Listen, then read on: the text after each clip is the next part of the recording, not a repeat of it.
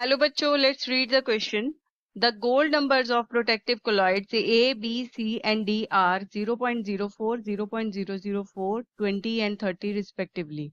The protective powers of A, B, C and D are in order. Option number A, B, A, C, D.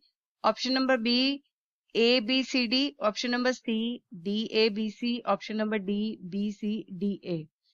Now, first of all, तो हम ये समझेंगे कि इस question का की कॉन्सेप्ट क्या है। तो यहाँ पर दो टर्म्स हमें बताई गई हैं। The first is protective colloids.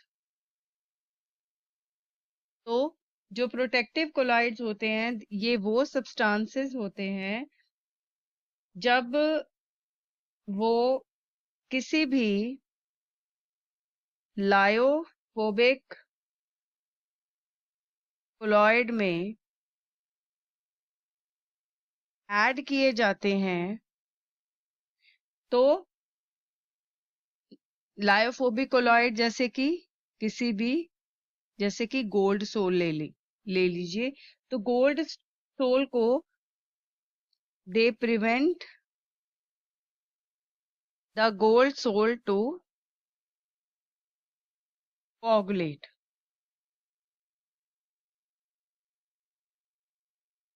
तो इनको बोलते हैं प्रोटेक्टिव कोलॉइड्स, यानी कि ये लायोफोबिक कोलॉइड को प्रोटेक्ट करते हैं कोगुलेट होने से। नाउ ये जो कोलॉइड है they work by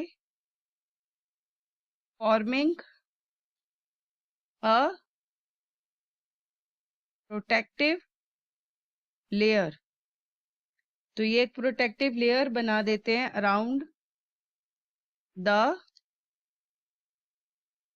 colloidal particles, जिससे उनकी जो कोगुलेशन है या प्रेसिपिटेशन है वो रुक जाती है। तो अब जो नेक्स्ट टर्म है दैट इज गोल्ड नंबर। तो गोल्ड नंबर क्या होता है? गोल्ड नंबर ये वो मेजर होता है इसका, the major of protective power of the colloid. तो इसको डिफाइन कैसे किया जाता है? It is defined as the minimum amount in milligrams of a protective colloid that is required to prevent the coagulation of 10 milliliter of gold sol by adding 1 ml of 10% sodium chloride solution। तो हम ये कह सकते हैं कि lower the gold number, higher the protective power।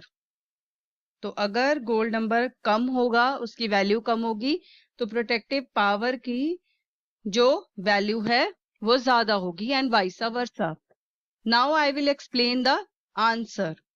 तो सबसे पहले हमारे पास जो ऑप्शन है वो क्या है? बी, फिर ए, फिर सी और फिर डी। तो अगर इस ऑप्शन को देखें तो यहाँ पर जो बी की वैल्यू है दैट इज 0.004 और इससे ये पता चलता है that it has highest protective power।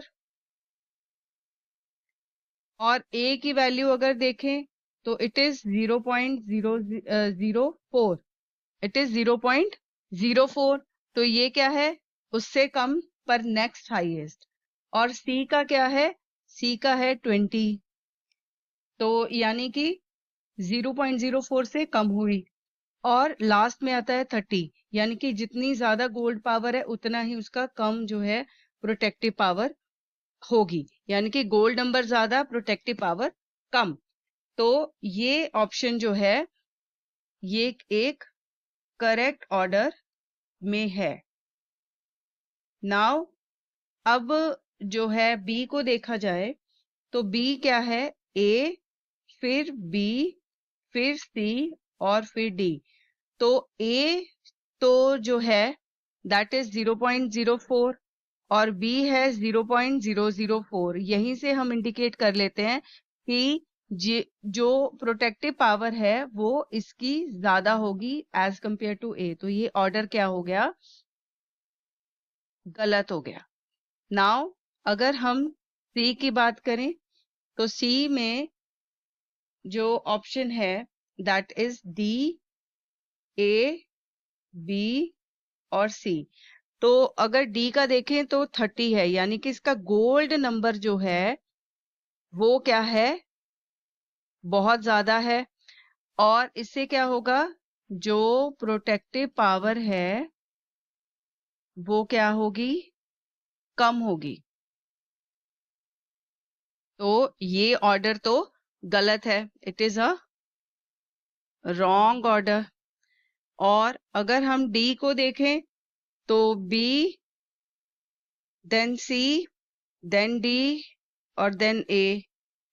तो बी का है लोएस्ट 0.004, पर सी का क्या है 20 और डी का क्या है 30 और ए का है 0.04।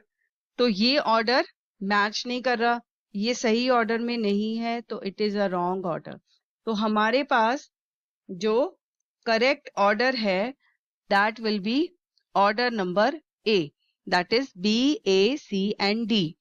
So option number A will be the correct answer. I hope you have understood this answer very well. Thanks for watching.